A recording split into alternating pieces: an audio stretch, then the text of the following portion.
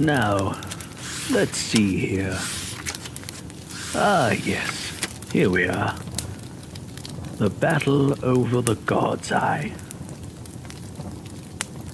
No banners flew over the blackened towers and ruined keeps of Harrenhal when Prince Daemon descended from the sky to claim the castle for his own. A few squatters had found shelter in the castle's vaults and undercellars, but the sound of Caraxes' wings sent them fleeing. When the last of them was gone, Daemon Targaryen walked the cavernous halls of Harren's seat alone, with no companion but his dragon. Each night at dusk, he slashed the heart tree in the godswood to mark the passing of another day. 13 marks can be seen upon that weirwood still, old wounds deep and dark, yet the lords who have ruled Harrenhal since Daemon's day say they bleed afresh every spring.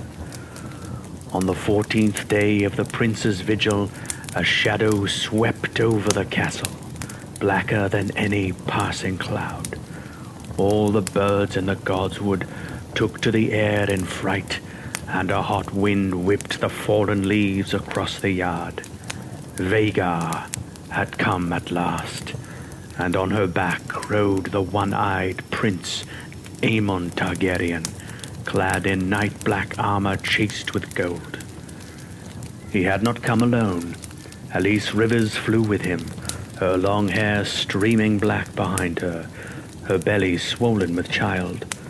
Prince Aemond circled twice about the towers of Harrenhal, then brought Vhagar down in the outer ward, with Caraxes 100 yards away.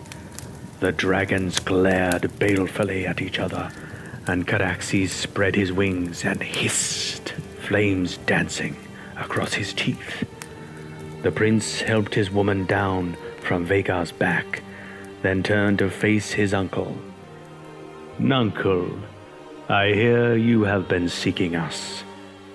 "Only you," Daemon replied. "Who told you where to find me?" "My lady," Aemond answered. "She saw you in a storm cloud in a mountain pool at dusk, in the fire we lit to cook our suppers. She sees much and more, my Elise. You were a fool to come alone." "Were I not alone, you would not have come," said Daemon. "Yet you are, and here I am.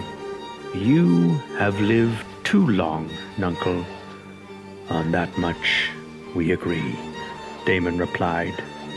Then the old prince bade Caraxes bend his neck and climb stiffly onto his back, whilst the young prince kissed his woman and vaulted lightly onto Vhagar, taking care to fasten the 4 short chains between belt and saddle. Daemon left his own chains dangling. Caraxes hissed again, filling the air with flame, and Vhagar answered with a roar. As one, the 2 dragons leapt into the sky. Prince Daemon took Caraxes up swiftly, lashing him with a steel-tipped whip until they disappeared into a bank of clouds. Vhagar, older and much the larger, was also slower, made ponderous by her very size, and descended more gradually in ever-widening circles that took her and her rider out over the waters of the God's Eye. The hour was late, the sun was close to setting, and the lake was calm, its surface glimmering like a sheet of beaten copper. Up and up she soared, searching for Caraxes, as Elise Rivers watched from atop Kingspire Tower in Harrenhal below. The attack came sudden as a thunderbolt. Caraxes dove down upon Vhagar with a piercing shriek that was heard a dozen miles away, cloaked by the glare of the setting sun on Prince Aemond's blind side. The bloodworms slammed into the older dragon with terrible force. Their roars echoed across the godswood as the 2 grappled and tore at one another, dark against the blood-red sky.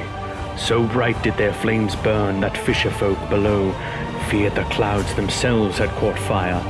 Locked together, the dragons tumbled toward the lake. The bloodworm's jaws closed about Vhagar's neck, her black teeth sinking deep into the flesh of the larger dragon. Even as Vhagar's claws raked her belly open and Vhagar's own teeth ripped away a wing, Caraxes bit deeper, worrying at the wound as the lake rushed up below them with terrible speed.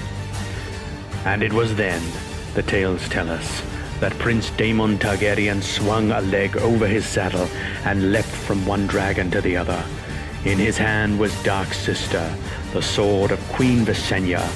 As Aemond One Eye looked up in terror, fumbling with the chains that bound him to his saddle, Daemon ripped off his nephew's helm and drove the sword down into his blind eye, so hard the point came out the back of the young prince's throat.